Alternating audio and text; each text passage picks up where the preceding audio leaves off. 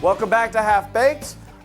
Next up on the agenda... There's a funny cooking show on college TV called Half Baked. Check them out. Baking a cake. Sort of. That should take care of it. It's a happy day cutting cake. The show came to mind after we watched a meeting of Metro last week. Remember, these guys are spending about $1 billion a year of your money just in local sales taxes. Now they want you to give them $3.5 billion more. Not tax money, they say, but bonds. That creates debt. Before you vote, this meeting is must-see. It is kind of a lot to digest, and it does make me nervous. We're providing innovative solutions. If you turn on TV these days, it's hard to miss that Metro commercial. Metro is waging a campaign to tell you how great their plan is. Here's the best part. They're using your money to do it. Even on the Metro website, they campaign. Hope you like it because you paid for it. Flyers in different languages have blanketed Houston doorsteps in recent days. You should read what your tax money is peddling. Our story starts here, where the rubber meets the road. Where Metro invests $3.2 billion for roads, bike lanes, sidewalks, and more throughout the Back to Houston those region. never-ending TV commercials. We've been fighting with Metro to find out just how much money they're planning to spend to influence your vote. In July and August alone, Metro spent more than $2.8 million on advertising. Your money.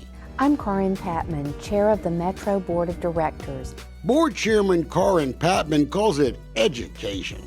I went to school, Miss Patman, and I wasn't a very good student, but I know that you're not just educating people.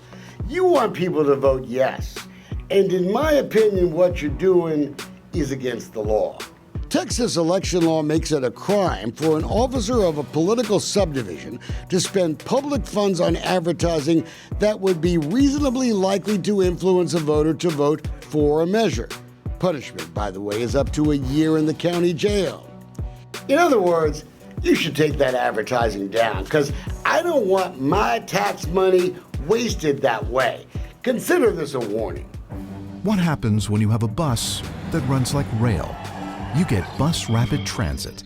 By the way, did you know that not a single person living in Houston is using Bus Rapid Transit anywhere in this city? Dedicated bus-only lanes are being built along Post Oak Boulevard. The $300 million Uptown project is still under construction. We found out recently that someone didn't even measure the lanes right. The buses will barely fit. I don't want to be mean to all the engineers and contractors and the mayor's buddies who are going to make all this money on this deal, but I've got a weird idea.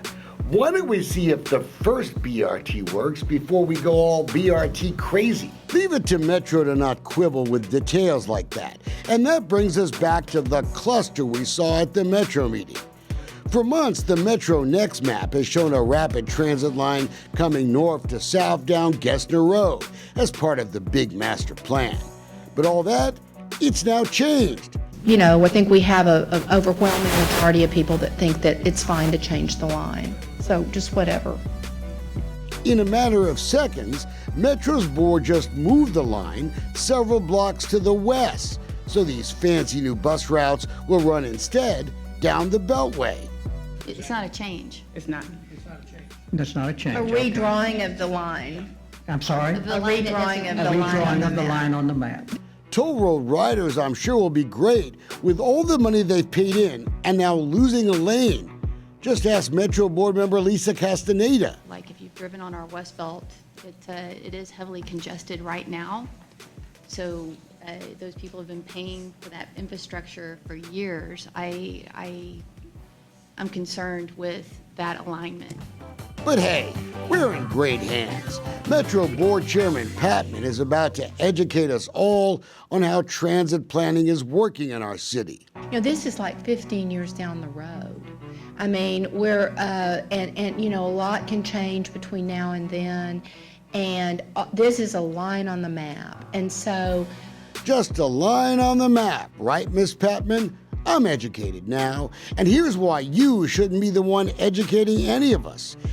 We looked at Ethics Commission campaign reports for a group called Moving to the Future. That's the political action committee that's promoting this bond. Since January 2018, the donations, including the money pledged, have totaled $345,000. And look who we found on the donor list. Corinne Patman and her husband. They pledged $100,000 to convince you to vote yes. And check this out. Corinne is soliciting $1.6 million from the very people who will benefit from this boondoggle. That's game, set, match on clear conflicts of interest. And the money is supposed to be sent to Pat Strong, too. She collects money for the mayor. Another one of those coincidences. Mayor Turner chose Miss Patman to be chair of the Metro Board, and I'm sure it had nothing to do with the $30,000 the Patman family gave him for his political campaign. Just a coincidence. Maybe it's also a coincidence, but a lot of the folks who want that $3.5 billion in new Metro contracts, they're big contributors to the mayor, too. $414,000. We counted. Bottom line, we wouldn't be having a Metro bond election if Mayor Turner didn't want one. Vehicles that zip through intersections, while But others wait a for second. the traffic. I don't see anywhere in that commercial that they say some of these bus projects aren't even planned for 15 years. All to be determined in 15 years or whatever. Whatever. So let me get this straight. Metro wants a $3.5 billion blank check now for stuff they aren't doing for 15 years? I hate to upset the mayor and all these other politicians, but now I have another reason to live a really long life so I can see these buses in 2030s or 2040s or whatever. Maybe this bond election will pass, but I'll go ahead and cast my vote now. Hell no. Well, all I'm saying, 15 years from now, we might be all in drones flying over the Sam.